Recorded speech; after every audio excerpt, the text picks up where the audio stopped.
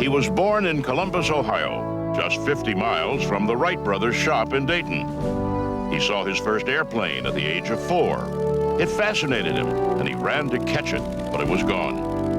From then on, he was fascinated by flight and continued to chase it. After college, he joined the Army and became a pilot. The chase that began at age 4 was fulfilled. And for the next 40 years, aviation would bring him fame and achievement through a long and glorious career. He was always the best bombardier, best navigator, and best pilot in his unit. He developed the tactics to win wars from the air, then led the way as the Army Air Forces smashed Germany, then Japan on their way to victory in World War II. When the Soviets became a menace, he thwarted them by first organizing the Berlin Airlift, then developing the Strategic Air Command into the world's premier nuclear deterrent bomber and missile force, dedicated to the preservation of peace, a peace that lasted for over 40 years. His name is Curtis Emerson LeMay, and he is a legend of air power.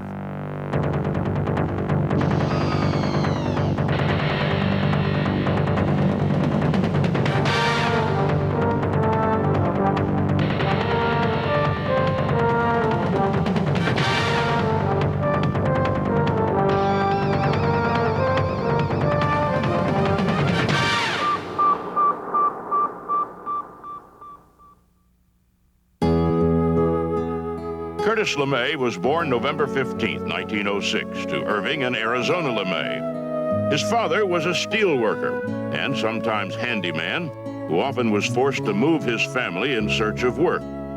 Their travels carried them from Ohio to Pennsylvania to Montana to California and back again. While in California, young Curtis and the rest of his family visited the Panama Pacific International Exposition in San Francisco.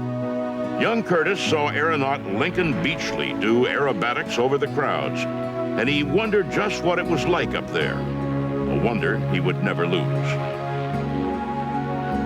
LeMay graduated from Ohio State University in 1928 with an engineering degree.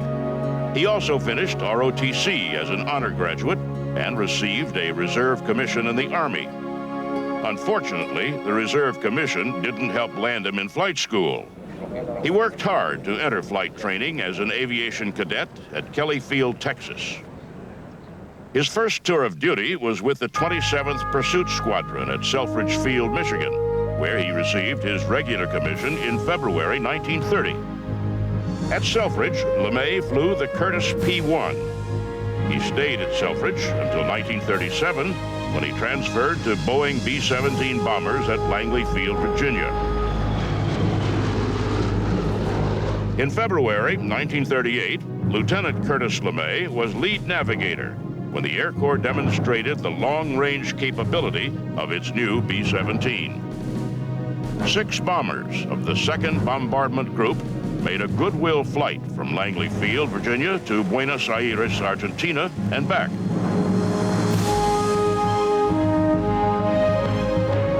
General Hap Arnold awarded the group the McKay Trophy for the most meritorious flight of 1938, and LeMay was there. Just 2 months later, 3 B-17s of the 2nd Bombardment Group intercepted the Italian liner Rex 725 miles out, headed for New York City. The Air Corps demonstrated that it could intercept an enemy fleet threatening the United States at vast distances, long before they became a threat. Once again, the lead navigator was Lieutenant LeMay. Just prior to World War II, LeMay, assigned to Ferry Command, pioneered ferry air routes over the South Atlantic to Africa and over the North Atlantic to England, routes that would be used constantly once the war began. LeMay then took over the 305th Bombardment Group, trained them in California, and took them to England in the fall of 1942. He gained the reputation as a tough commander, the Iron Eagle. But no matter how tough, he was fair and made sure his crews were well taken care of. LeMay once commented, "I don't mind being called tough. In this racket, it's the tough guys who lead the survivors." Curtis LeMay was an individual who had very high standards that he held himself to, and he held the people that worked for him to. He was fair. He was uncompromising in his pursuit of quality, in his pursuit of performance. He had a reputation for being abrupt. He was a man who was very performance-driven and very goal-oriented and very results-oriented. He was uncompromising in the way that he viewed his own performance and the performance of those who worked for him. He trained his crews hard and prepared them well, and through them he developed new formation tactics. These tactics greatly improved defensive protection for the bombers from fighter attack. The tactics also improved the group's bombing accuracy and effectiveness. I found that bombing accuracy was very poor. As a matter of fact, we didn't know where half the bombs we hauled across the channel fell. And further investigation showed that everyone was taking evasive action on the bombing run. So it was apparent that the bombardiers were not having an opportunity to use their equipment and get good results. So in our stupidity, we decided to make a straight-in run from the time we saw the target.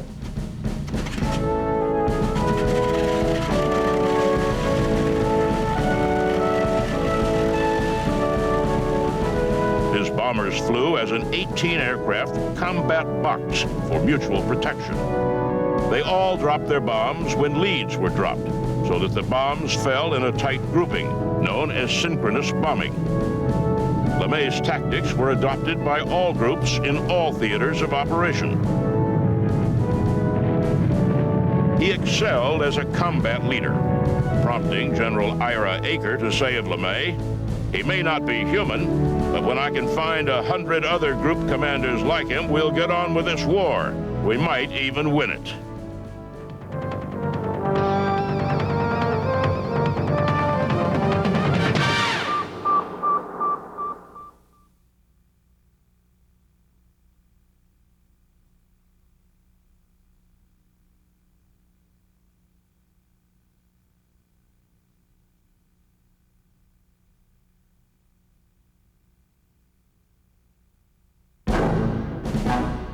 LeMay was quickly promoted to 4th Bombardment Wing Commander, and in August 1943, he planned and led the famous shuttle mission from England to Africa, in which they bombed the Messerschmitt airplane factory at Regensburg, Germany.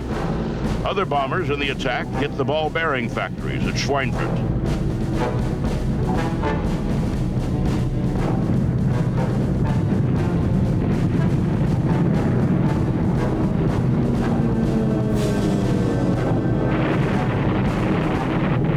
Although successful, the mission lost 60 bombers and another 100 were damaged.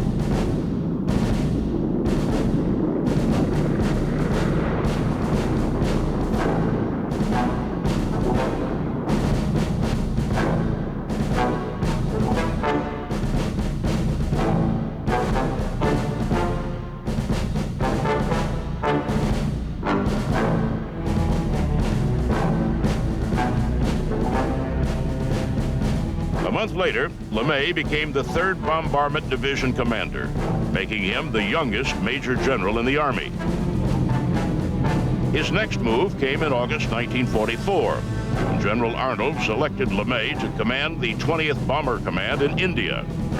It was time to take the war to mainland Japan, and LeMay planned to do it with the new Boeing B-29 Superfortress.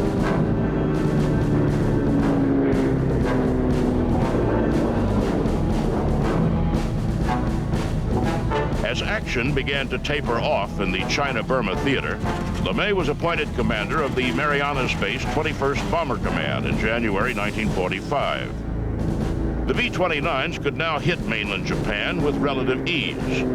From his headquarters on Guam, LeMay directed the bombing campaign.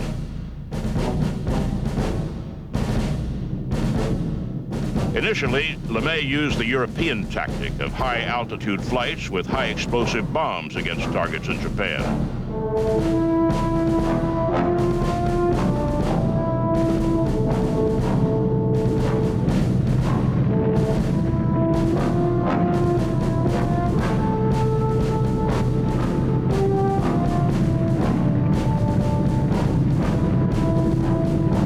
In an effort to shorten the war, he changed tactics. Realizing that Japanese construction was primarily wood, he sent his bombers in between 5,000 and 7,000 feet with incendiary bombs. The results were catastrophic for the Japanese, as many of Japan's major cities were consumed by fire.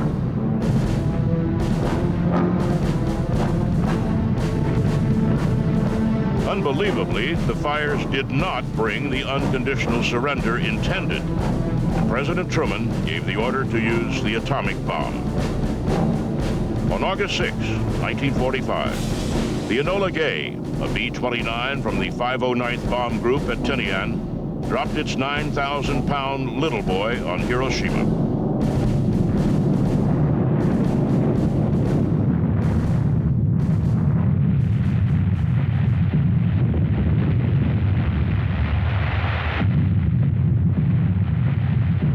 After a visit with LeMay, General Carl Spaatz telegraphed Washington, "Have had opportunity to check up on Baker 2-9 operations and believe this is the best organized and most technically proficient military organization the world has seen to date." Just 3 days later, a second bomb was dropped, this time on Nagasaki.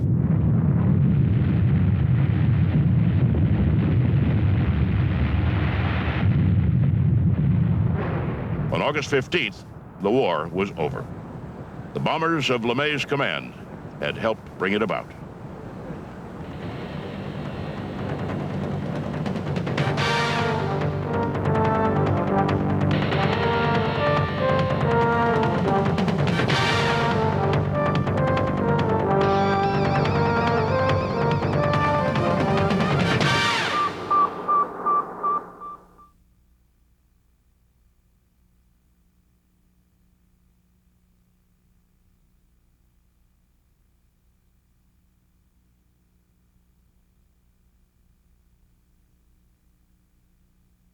Major General LeMay became the first Deputy Chief of Air Staff for Research and Development at Air Force Headquarters in Washington in December 1945.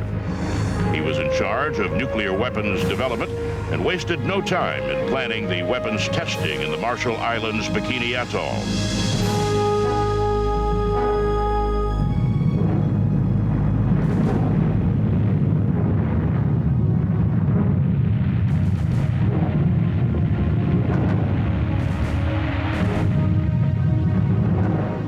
LeMay was promoted to Lieutenant General in October 1947 and assigned as Commanding General for U.S. Air Forces in Europe. In April 1948, the Soviets began to restrict the flow of supplies to Berlin, prompting General Lucius Clay, the commander of European Command, to ask LeMay if he could deliver coal by air. LeMay responded, "Sir, the Air Force can deliver anything." LeMay immediately began Little Lift from Rhine, Maine, West Germany, to deliver U.S. Army rations and perishables like fresh milk, eggs, and vegetables daily into Tempelhof Aerodrome Field in Berlin. LeMay organized the air operation and ordered more modern aircraft. Until they arrived, he had to rely on the 96 Douglas C-47s already assigned to Germany. Then on June 26th, the Soviets closed the city completely, except for the air corridors. The Berlin airlift began.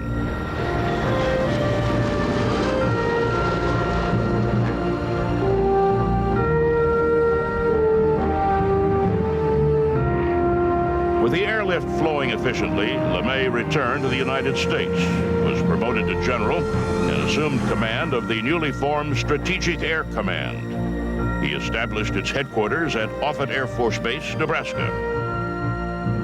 He transformed the command from the remnants of World War II bombers, primarily the B-29 Super Fortress and the larger consolidated B-36 Peacemaker intercontinental bomber, to an all-jet bomber force, comprised of the sleek Boeing B-47 Stratojet and the awesome Boeing B-52 Stratofortress, manned and supported by professional airmen dedicated to the preservation of peace.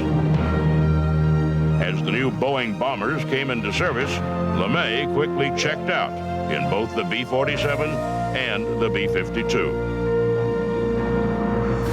General LeMay commanded the Strategic Air Command for nearly 9 years. He was uniquely identified with SAC and its progress, and also with the welfare of its people. He realized that by demanding high standards of readiness, the command exacted a human toll on its people. Being a strong family man, General LeMay had a great concern for his men and their families' welfare, and over the years was responsible for greatly improved living conditions on SAC bases for both married and unmarried personnel. I think a measure of Curtis LeMay's devotion to his people is how he was concerned about them in their off flying hours.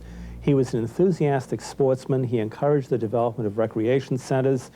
He developed a particular interest in road racing and road rallies, and that was a feature, really, of the LeMay era. And then he was very concerned about the welfare of his people, particularly his enlisted force, and put a great deal of time and effort into the Cape Cod housing program and developing appropriate housing and recreation facilities for them. He was a genuine total force person. Under LeMay's leadership and supervision, SAC laid the plans for the development and integration of an intercontinental ballistic missile capability to complement the manned bomber.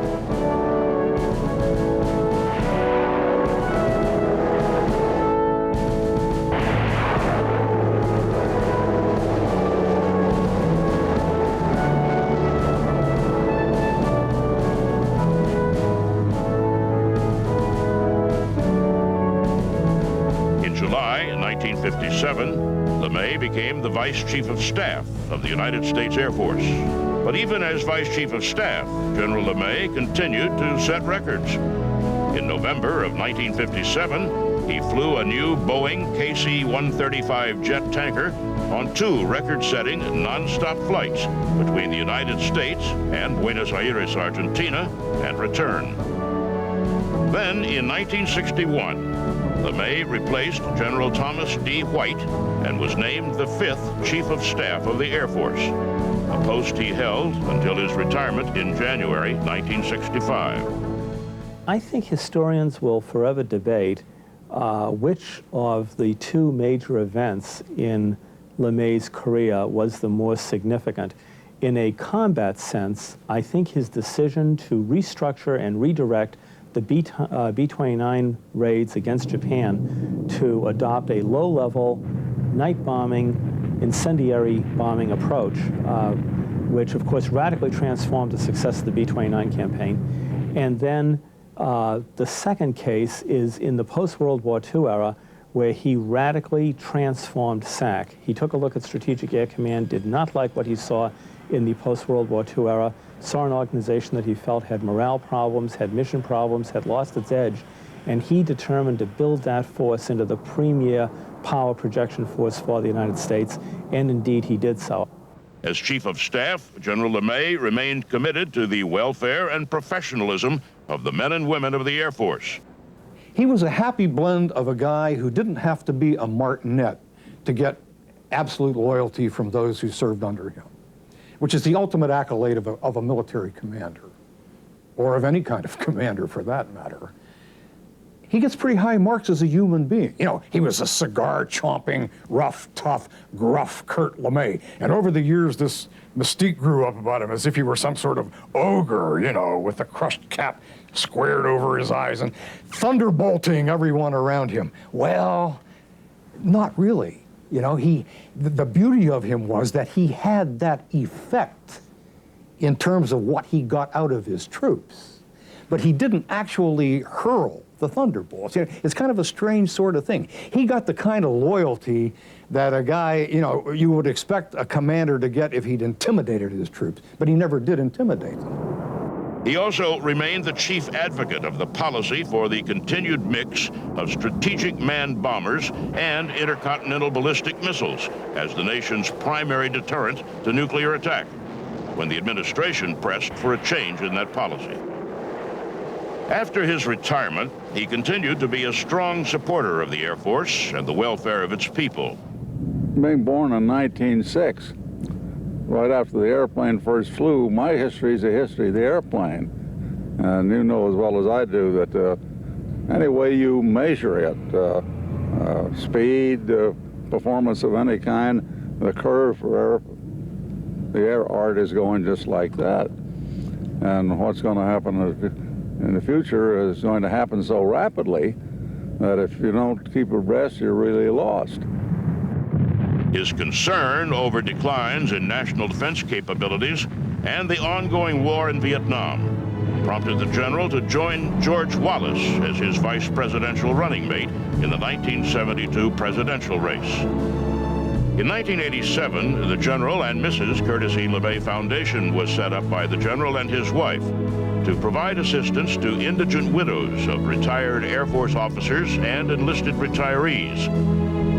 General LeMay died in 1990, but his legacy lives on. He changed forever the way nations use bombers as an offensive weapon during war and as a source of deterrence against attack during times of peace. His creation of the Strategic Air Command as a deterrent to nuclear attack during the Cold War helped defeat the Soviet Union and brought peace and an end to the threat of nuclear annihilation. Although he is remembered for his tough, war-winning leadership, his legacy is one of peace. And for that, he is a true legend of air power.